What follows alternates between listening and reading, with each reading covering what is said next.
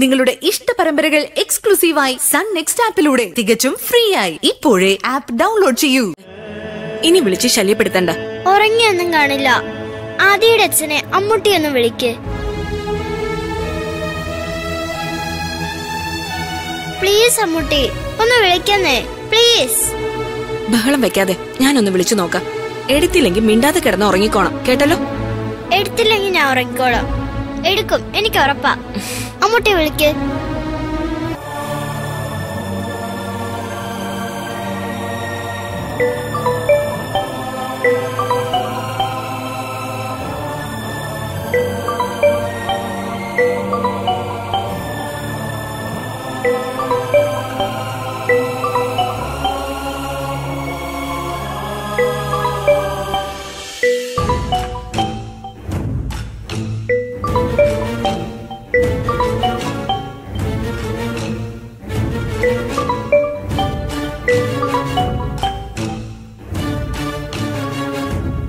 Hello, ആരാ?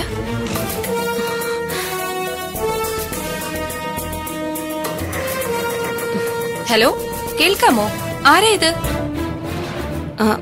ഞാൻ സുന്ദരിയാണ്. ശ്രുതിയാണോ സംസാരിക്കുന്നത്? അയ്യോ, സുന്ദരി ചേച്ചിയായിരുന്നോ? ഞാൻ നമ്പർ നോക്കിയില്ല, അതാ അറിയാത്തത്. എന്താ സുന്ദരി ചേച്ചി ഈ നേരത്ത്? ശ്രുതിയാ സംസാരിക്കുന്നേ? അത് പിന്നെ മോൾക്ക് ആദിമോനോടൊന്ന് സംസാരിക്കണമെന്ന് പറഞ്ഞു, അതാ വിളിച്ചത്. ഒന്ന് ഫോൺ കൊടുക്കോ?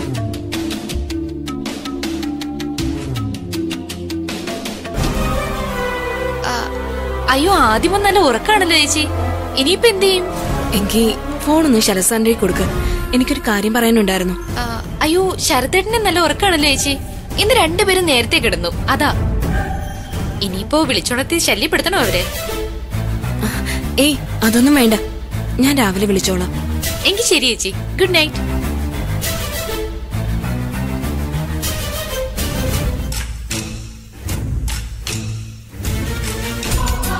എന്താ അമ്മൂട്ടി ആദിയുടെ ഫോൺ കൊടുക്കാത്തെ? ആദ്യമൊക്കെ നല്ല ഉറക്കമായി. ആ ശ്രുതി ആന്റിയെ ഫോൺ എടുത്തത്. ആദിയെ വിളിച്ചുണർത്താൻ പറഞ്ഞൂടായിരുന്നു അമ്മൂട്ടിക്ക്? ഏയ്, അങ്ങനെയൊന്നും പറയാൻ പാടില്ല മോളെ. മോള് കിടന്ന് ഉറങ്ങാൻ നോക്ക്. ഞാൻ ഉറങ്ങുന്നില്ല, എനിക്ക് ഉറക്കം വരുന്നില്ല. വെറുതെ വാശി കാണിക്കല്ലേ മോളെ, പറയുന്നത് അനുസരിക്ക. ഈ രാത്രിയാണോ ആദ്യോട് സംസാരിക്കുന്നത്? മര്യാദയ്ക്ക് കിടന്നുറങ്ങിക്കോ. വെറുതെ ഓരോരോ പിടിവാശിയായിട്ട് വന്നോളും. കിടന്നുറങ്ങാൻ നോക്ക്. ദേ, മേലിൽ ഈ സമയത്ത് ആദ്യം വിളിക്കണമെന്നും പറഞ്ഞ് എന്റെ അടുത്തേക്ക് വന്നേക്കരുത്, കേട്ടല്ലോ?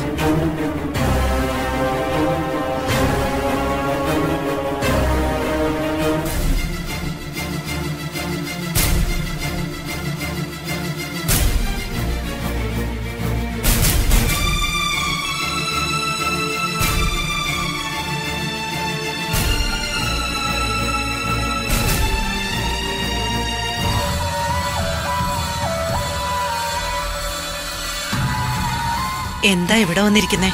ഉറക്കം വരുന്നില്ലേ? ഓരോന്ന് ആലോചിച്ചിട്ട് ആകെ ഒരു വല്ലായ്മ.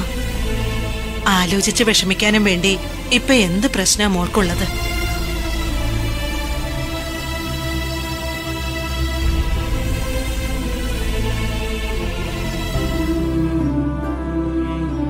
മനസ്സ് നിറയെ സങ്കടവും അതിനെ മറക്കാൻ പാകത്തിൽ കളക്ടർ ആവണമെന്ന മോഹവുമായി നടന്ന ഒരു പഴയ സുന്ദരി ഉണ്ടായിരുന്നു. പുല്ലാറ്റിൻ കരയിലെ വയൽവരമ്പിലൂടെ ആടിനെയും കൊണ്ടുവരുമ്പോഴും അച്ചമ്മ പറയും പോലെ ലൈറ്റ് വെച്ച കാറിൽ പോകുന്ന കളക്ടർ സുന്ദരിയെ സ്വപ്നം കണ്ടു നടന്ന കാലം. അതിനൊരു സുഖമുണ്ടായിരുന്നു. അതിനെന്താ, ആ സ്വപ്നം നീ യാഥാർത്ഥ്യമാക്കിയില്ലേ? അതെനിക്ക് നേടാനായി എന്നുള്ളത് ഒരു സത്യമാണ്. പക്ഷെ പതുക്കെ പതുക്കെ എന്റെ കയ്യിൽ നിന്ന് ഓരോന്നോരോന്നായി ഊർന്നു പോവുകയാണെന്നൊരു പേടി.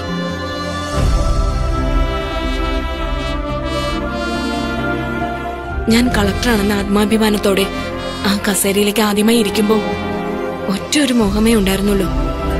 ഞാൻ എന്ത് ചെയ്താലും അത് നാടിന്റെ നന്മയ്ക്ക് വേണ്ടിയാകണമെന്ന്. അങ്ങനെ പ്രവർത്തിച്ചിട്ടുള്ളൂ. പക്ഷേ തിരിച്ചു കിട്ടിയതോ സസ്പെൻഷനാ. അധികാരത്തിലിരുന്ന് എന്ത് ചെയ്താലും പ്രോത്സാഹിപ്പിച്ച് കൈയടിച്ചവരാരും ഇന്ന് കൂടെയില്ല. തനിച്ചായി പോയതുപോലെ ഒരു തോന്നലായിപ്പോ.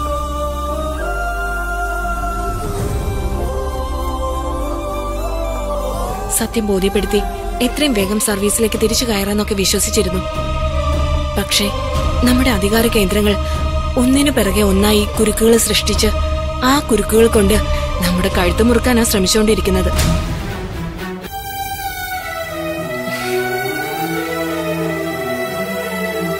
സസ്പെൻഷൻ കാലാവധി നീണ്ടുപോയ ഔദ്യോഗിക വസതി ഒഴിഞ്ഞു കൊടുക്കേണ്ടി വരും. ഈ വീട് വിട്ട് മറ്റൊരിടത്തേക്ക് താമസം മാറണം. അതിന്റെ ടെൻഷൻ മറ്റൊരു വഴിക്ക്.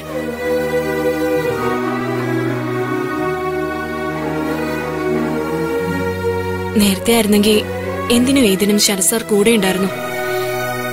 എന്താന്നറിയില്ല, സാറും ഇപ്പൊ ഒരു ഡിസ്റ്റൻസിലേക്ക് മാറിയിരിക്കുന്നു.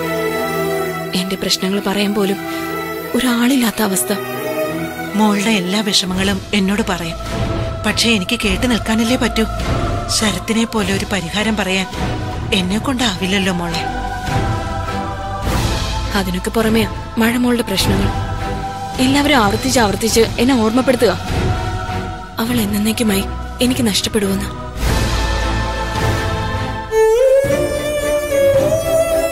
നൂലുകെട്ട് ദിവസം അവളുടെ അമ്മയുടെ സ്ഥാനം ഏറ്റെടുത്തവളാ ഞാൻ. അന്ന് തൊട്ട് ഇന്ന് ഈ നിമിഷം വരെയും എന്റെ മകളല്ല എന്നൊരു തോന്നല് മഴയെക്കുറിച്ച് എന്റെ മനസ്സിലുണ്ടായിട്ടില്ല. ഇനി മഴയുടെ മേൽ അധികാരവും അവകാശവും പറഞ്ഞ ഒരാള് വന്നാൽ, അത് വൈഗ മാഡം ആണെങ്കിൽ പോലും എനിക്കത് അംഗീകരിക്കാൻ പറ്റിയെന്ന് വരില്ല. എല്ലാം കൂടി ഓർത്തിട്ട് ഭ്രാന്ത് പിടിക്കുക അച്ഛമ്മ എനിക്ക്. മഴയെക്കുറിച്ച് ഞാനോ മാലിനിയോ വിനീതോ എന്തെങ്കിലും പറഞ്ഞിട്ടുണ്ടെങ്കിൽ അത് നിന്റെ മനസ്സിനെ പാകപ്പെടുത്താൻ വേണ്ടി മാത്രമാണ്. സുന്ദരി പുല്ലാറ്റിങ്കരയിലെ വെറും ഒരു പെണ്ണല്ല. അവിടുത്തെ നാട്ടുകാര് വണങ്ങുന്ന പുല്ലാറ്റിങ്കരയിലെ ചാമുണ്ടേശ്വരിയുടെ മോള. ആ കുഗ്രാമത്തിൽ നിന്നുകൊണ്ട് കളക്ടറാവാൻ മോഹിച്ച നിനക്ക് അവിടെ എത്തിപ്പെടാൻ പറ്റുമെങ്കിൽ നിന്റെ മനസ്സിലെ ഏതാഗ്രഹവും ചാമുണ്ടേശ്വരി നേടിത്തരും. വലിയ ഉപദേശങ്ങളൊന്നും തരാനാവില്ല. എങ്കിലും നിന്റെ ആഗ്രഹങ്ങൾക്കൊപ്പം സഞ്ചരിക്കാൻ ജീവനുള്ളിടത്തോളം കാലം ഈ അച്ഛമ്മയുണ്ടാവും. മോള് ധൈര്യമായിട്ടിരിക്കെ. ചെന്ന് കിടന്ന് സമാധാനമായിട്ട് ഉറങ്ങ. എല്ലാം ശരിയാവും. ചെല്ല് മോളെ. മഴമോള് മുറി തനിച്ചല്ലേ. അവൾ ഉണർന്ന കാര്യം ചെല്ല്.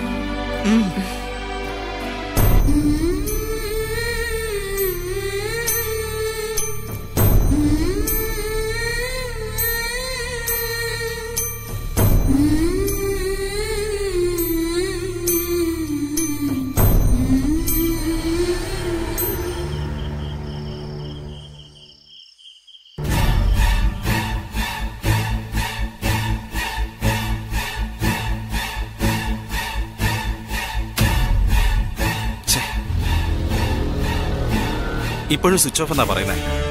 മിക്കവാറും വിനീതേട്ടൻ എന്നെ ഫോൺ വിളിച്ചതോടെ കാർത്തിക് ആ ഫോൺ നമ്പർ വേണ്ടെന്ന് വെച്ച് കാണും. സംശയം എന്താ? പഠിച്ച കള്ളനല്ലേ അവൻ. മനഃപൂർവ്വം നമ്പർ കളഞ്ഞു തന്നെയാ. പക്ഷെ കാർത്തികിനെ ഇനിയും വെറുതെ വിടുന്നത് ബുദ്ധിയല്ല വിനീതേട്ട. ഏത് വിധേനയും അയാൾ എവിടെ താമസിക്കുന്നു, എന്താ അയാളുടെ ഉദ്ദേശം, ഇതൊക്കെ മനസ്സിലാക്കിയേ പറ്റൂ. ഞാൻ മനസ്സിലാക്കിയെടുത്തോളം കൃത്യമായി കൊല്ലത്ത് തന്നെ കാർത്തിക് എത്തിയിട്ടുണ്ടെങ്കിൽ അതിന്റെ ഉദ്ദേശം മഴമോള് തന്നെ ആയിരിക്കും. കാർത്തികിനെ നിനക്ക് കൃത്യമായിട്ട് അറിയാൻ വയ്യാഞ്ഞിട്ടാ മാലിനി. കൊല്ലം ജില്ലയുടെ കളക്ടർ സുന്ദരിയാണെന്ന് അറിഞ്ഞിട്ട് തന്നെ ആയിരിക്കണം അവൻ ഈ പരിസരത്ത് താമസമാക്കിയത്.